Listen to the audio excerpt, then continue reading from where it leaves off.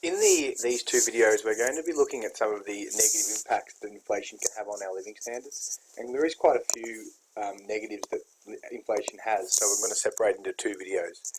In this first video, we're going to be looking at how inflation can erode people's purchasing power, how it can reduce our international competitiveness, and how it can undermine our economic growth. And within the erosion of purchasing power, I'm also going to talk about why it leads to a more inequitable distribution of income.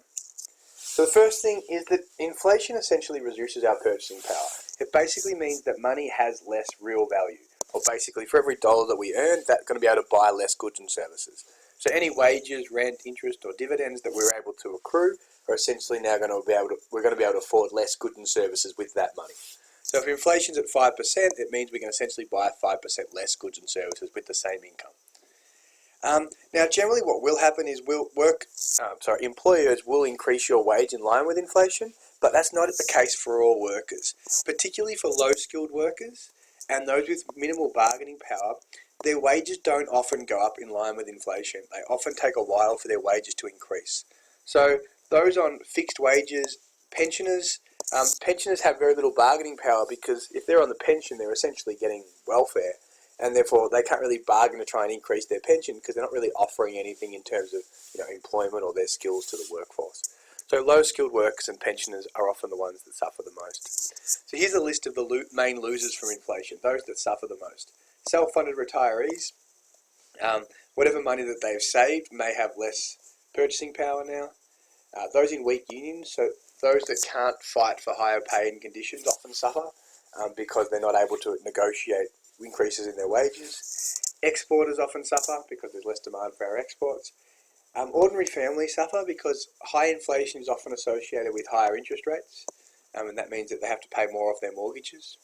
And it particularly hurts the unemployed because often welfare does not go up in line with inflation or as quick as inflation, and it often leads to more business closures and more unemployed people because we're less competitive and we lose jobs in Australia.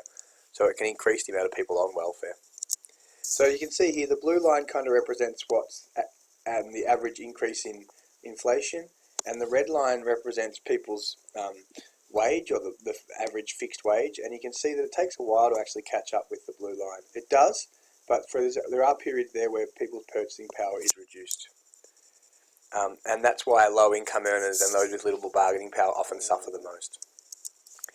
And the other problem is, even if you are able to get a pay rise, so even if your wage goes up by 10% when inflation goes up by 10%, what happens is you get pushed into higher tax brackets. So we've talked about this concept before, this idea of bracket creep. That's basically, and the wording is really important here, it's when you fight for an increase in your nominal wage, which is basically the actual wage you get paid, so the amount of money that you get. If you fight for that to increase to keep up with inflation, it leads to you being pushed into higher tax brackets, which basically means your real disposable income falls.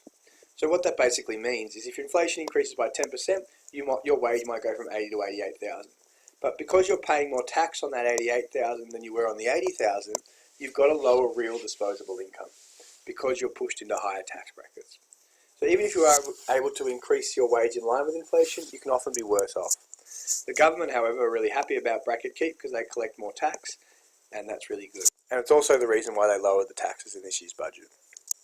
So I think you've all seen the tax brackets before, but basically if you were earning 80,000, then you would get pushed into the higher tax bracket where you would pay 37 cents in each dollar, so you'd end up with a less real disposable income. That's the key term. Real disposable income falls because your nominal wage increases, you get pushed into a higher tax bracket. Okay, so you want to use those terms. Increased nominal wage, which pushes you into higher tax brackets, which reduces your real disposable income. There are a couple of people that gain from inflation.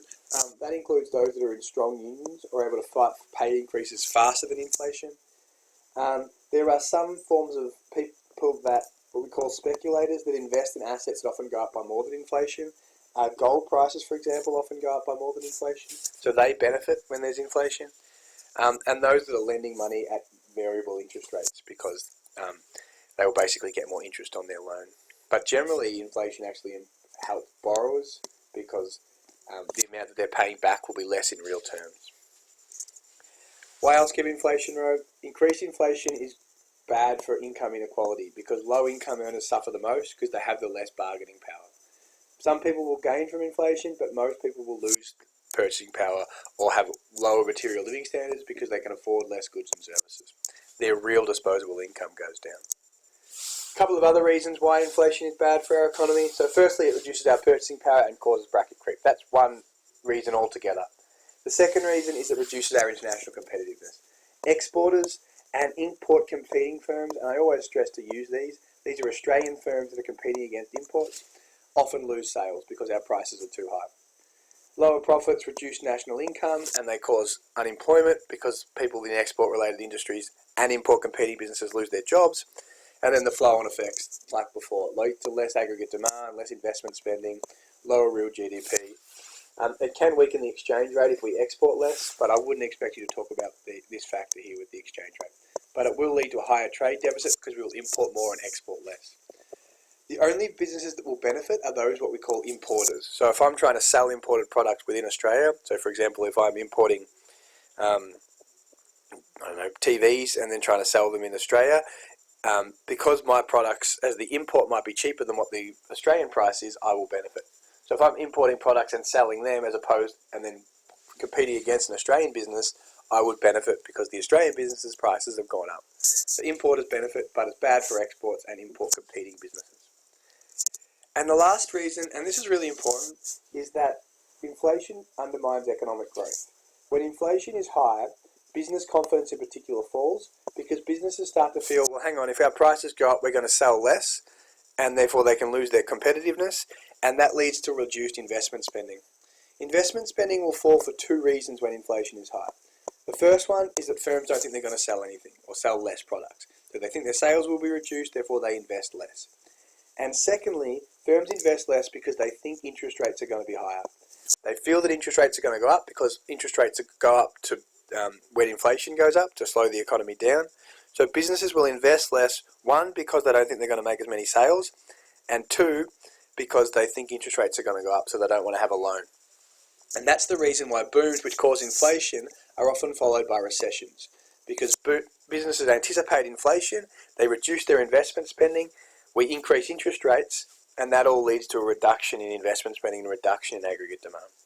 So investment spending falls for two reasons. One, firms think they're going to generate less sales. And two, they think interest rates are going to go up so they don't want to be in debt. Thanks for listening.